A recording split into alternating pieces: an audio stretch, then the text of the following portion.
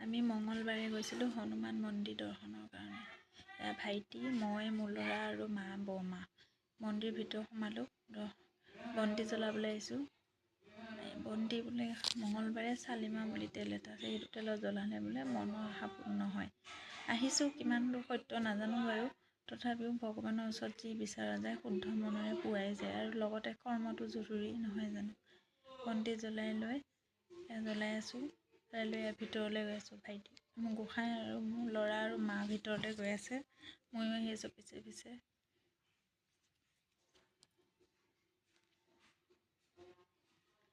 এয়া দেখিছে, গ'ল মোৰ ল'ৰা আৰু ভাইটি। ভিতৰত সোমাই পৰিক্ৰমা কৰিছোঁ, আশীৰ্বাদ লৈ পেলাই।